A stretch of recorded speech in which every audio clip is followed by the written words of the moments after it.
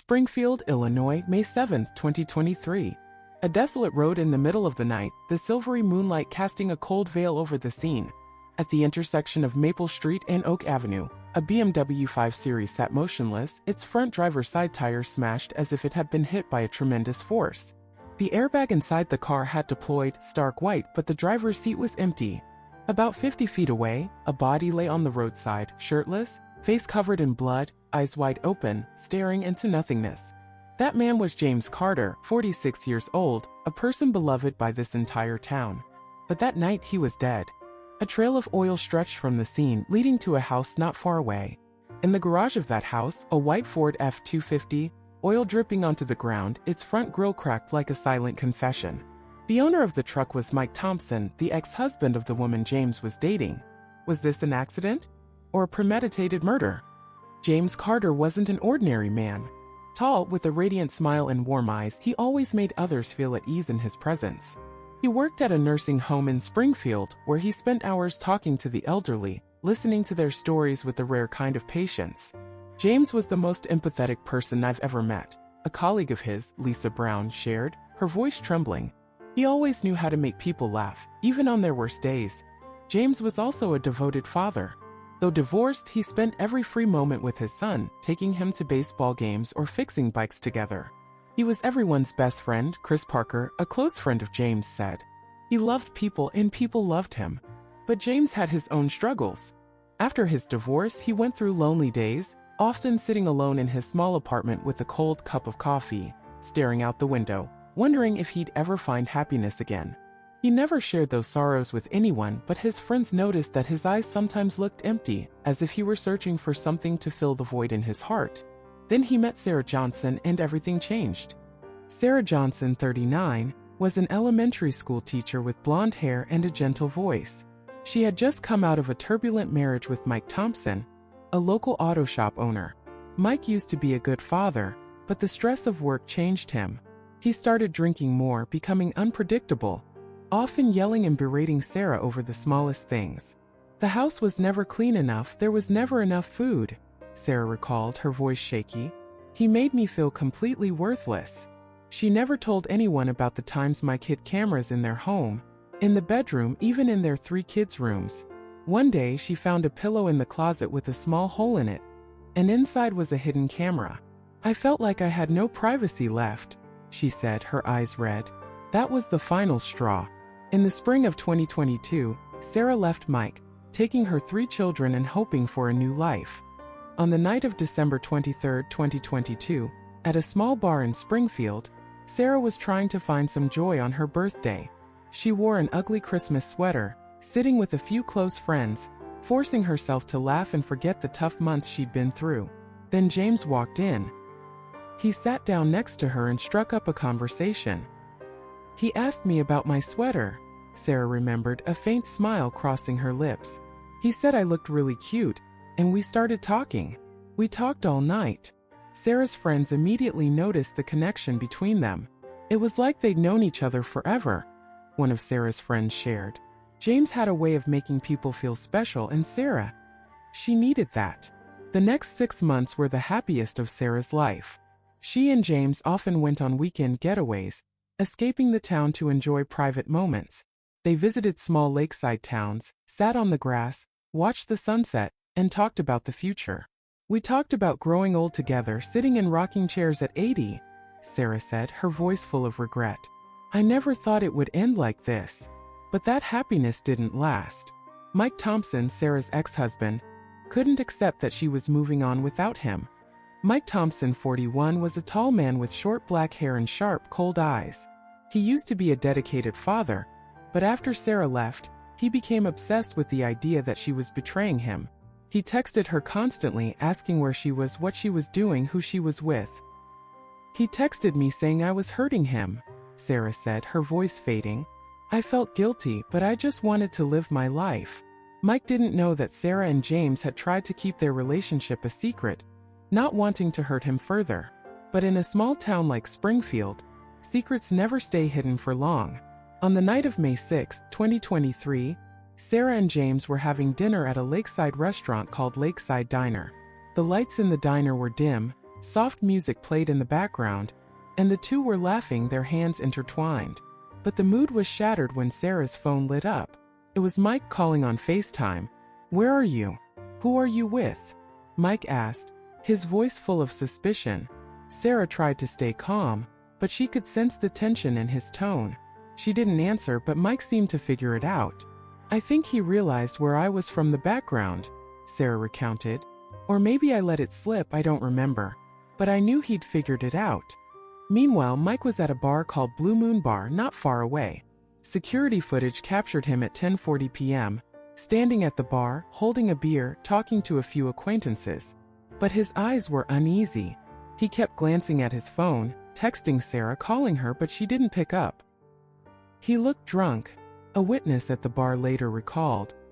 He was talking loudly, his voice full of frustration. After about an hour and a half, Mike left Blue Moon Bar, calling Sarah again. This time she answered. "He sounded drunk," Sarah said, her voice filled with worry. His voice got harsh, like he couldn't control himself. Around midnight, Mike drove his Ford F-250 to Lakeside Diner. Security footage showed his truck circling the parking lot, as if searching for someone. But Sarah and James had already left, heading to Blue Moon Bar, the very place Mike had just left. A chilling coincidence. At Blue Moon Bar, James started to feel uneasy about Mike's incessant calls. "I could see he was stressed," Sarah recalled. "He said he needed to talk to Mike to sort things out." At 12:51 a.m., James stepped out to the back of the bar and called Mike. He told Sarah he was going to meet Mike to talk. "He thought he could calm things down," Sarah said, her voice trembling. "I was worried, but I never imagined it would be the last time I spoke to him." A few minutes later, Sarah went outside to look for James, but he was gone. She called him, and he answered. "I'm at the intersection of Maple Street and Oak Avenue," James said, his voice calm but tinged with tension. "I'm going to meet Mike." He put her on hold, and then he never came back. Sarah felt a bad premonition. She called Emily Davis, her babysitter, asking her to drive her to the intersection. When they arrived, Sarah saw James's BMW, the airbag deployed, the front tire smashed. She stepped out of the car, her heart pounding. Then she heard Emily scream, "Someone's dead." Emily shouted, her voice breaking with panic. Sarah ran over and collapsed when she saw James. He was lying on the roadside, shirtless, his face covered in blood, his eyes wide open but lifeless. "I couldn't believe my eyes," Sarah recounted, tears streaming down her face. "He was lying there, his head resting on the curb like a pillow. I just kept screaming his name." Emily, only 17 years old, stood there, trembling, unable to speak. "Blood was coming out of his ears and nose," she later recalled, her voice still haunted. "I didn't know what to do." The police arrived shortly after, cordoning off the scene. Investigator Robert Harris stepped out of his car, his sharp eyes scanning the area. James's BMW was on one side of the road, but his body was 50 feet away. "This distance is too far," Harris thought to himself, jotting down notes quickly. He noticed a trail of oil on the road, stretching from the BMW to a street lamp a few yards away. The oil had splattered onto the lamp about chest height, like a sign of a violent collision. "There was another vehicle here," Harris said to his colleague, his voice low. "And it left." The investigators followed the oil trail, step by step, like following breadcrumbs into a dark forest. The trail stretched through empty roads, past trees shrouded in darkness under the moonlight, and finally stopped in front of a small house. In the garage of that house, a white Ford F-250, oil dripping onto the ground, its grille cracked, and an oil-smeared handprint on the door. The house belonged to Mike Thompson's parents. Mike had been living there since he and Sarah split up. Mike stood in the garage, his eyes tense but not surprised to see the police. He wore an old t-shirt, sleeves rolled up, revealing small scratches on his arms. "I'm not answering any questions without a lawyer," he said, his voice cold. But the investigators didn't need his statement just yet. They already had clues. Data from the Ford F-250's infotainment system showed that Mike had driven past Lakeside Diner at midnight, then to Blue Moon Bar, and finally to the intersection where James was hit. "This truck is like a witness," investigator John Evans said, his voice resolute. "It recorded everything." The data showed Mike had been driving at high speed, then braked hard at 1:11 a.m., the exact moment of the collision. "We can pinpoint it to the second," Evans said. Then he opened the door, stepped out, and closed it again before driving off. The oil trail from Mike's truck led directly from the scene to his parents' garage.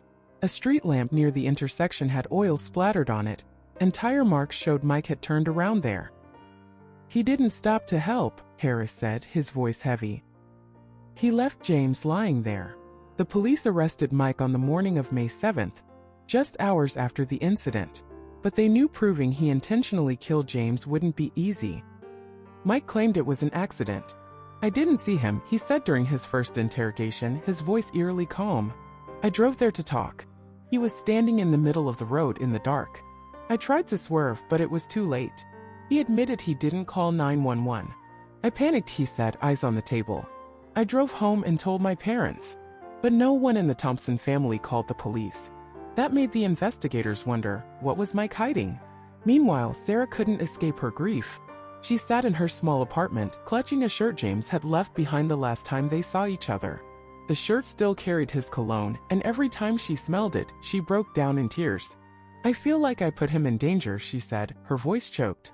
"If I hadn't dated him, maybe he'd still be alive." She recalled the times Mike texted her, his words filled with jealousy. "He said I was betraying him," she recounted.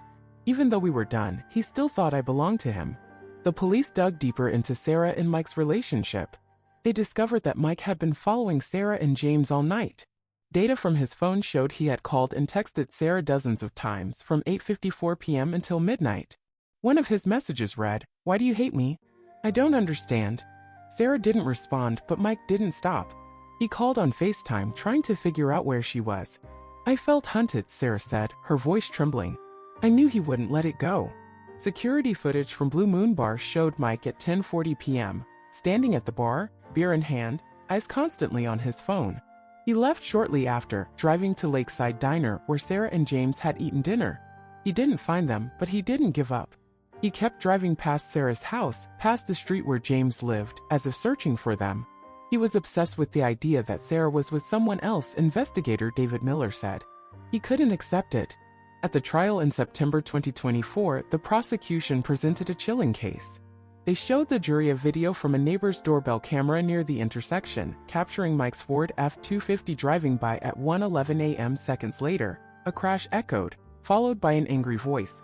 "Now what do you have to say?" The prosecutor argued that it was Mike's voice, shouting at James after hitting him. "He didn't just hit James," the prosecutor said, his voice firm. "He was glad to see him die." Sarah testified at the trial, her voice shaky but determined. She spoke about Mike's relentless calls that night, about his obsession when he learned she was dating James. "I was terrified," she said, looking straight at the jury. "I knew he wouldn't let it go." She recounted the moment she saw James's body, how she collapsed beside him, calling his name in desperation. "I think Mike might have been aiming for me," she said, her voice fading. "But James was there and he saved me." Emily Davis, Sarah's babysitter, also testified. She was only 17, but her voice was heavy with trauma as she recalled that night. "Blood was coming out of his ears and nose," she said, her hands trembling as she remembered. "I can't forget that image. It's like a nightmare." She said Sarah had broken down when she saw James holding his body and sobbing uncontrollably. "I've never seen anyone in so much pain," Emily said, her voice breaking. The twist came when data expert Mark Wilson testified. He revealed that the data from Mike's truck's infotainment system not only showed he had hit James but also uncovered a chilling detail. Mike had stopped the truck right after the collision, stepped out, and stood there for a few seconds before driving away. "He didn't call 911, Wilson said, his voice low. "He stood there, watching James lie on the road, and then he left." But the most shocking revelation was a recording from Mike's phone, recovered by digital forensics experts. In the recording, Mike told his father right after the incident, "I did it. I hit him." That recording was the final blow, shattering any hope for the defense. Mike's lawyer, Tom Bennett, tried to argue that the incident was an accident. "Mike didn't mean to do it," he said, his voice persuasive. "He didn't see James in the dark. He tried to swerve, but it was too late." Mike also testified, his voice calm but his eyes evasive. "I just wanted to talk to him," he said. "I didn't see him standing there. I panicked when I hit him, so I drove home." But the jury wasn't convinced. After 6 days of trial, the jury took less than 30 minutes to reach a verdict. Mike Thompson was guilty of murder. On sentencing day, Sarah sat in the front row, clutching a photo of James, her eyes red. James's son, a 15-year-old boy, stood up to speak. "My dad was the best person I ever knew," he said, his voice breaking. "This man took my dad away from me. I hope he lives with this guilt for the rest of his life." The judge sentenced Mike to 45 years in prison with no parole. Mike lowered his head, saying nothing, but his eyes were empty, as if he had known this would be the outcome.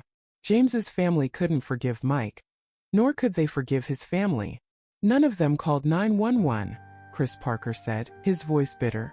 "James was lying there on the road and they did nothing. Who could do that to another human being?" Sarah, meanwhile, tried to rebuild a life for her 3 children. She moved to a new house far from Springfield, hoping to erase the horrific memories of that night. "I want my kids to have a normal life," she said, her voice resolute. "But I'll never forget James. He saved me." James Carter's story left a lingering question in the hearts of Springfield's residents. What drove Mike Thompson, a man who was once a father, a regular guy, to become a killer? Was he truly blinded by jealousy, or was there a deeper pain he never spoke of? And Sarah, would she ever truly escape the shadow of her past, or would the fear of Mike haunt her forever? Under the moonlight of Springfield, the mystery had been solved, but the pain lingered, like a scar that would never heal. In the months following the trial, Springfield struggled to heal. The intersection where James was hit became a place locals avoided, a grim reminder of the tragedy that had unfolded. Some suggested building a memorial for James there, but others felt it was better to forget, to let the memory of that horrific night fade with time.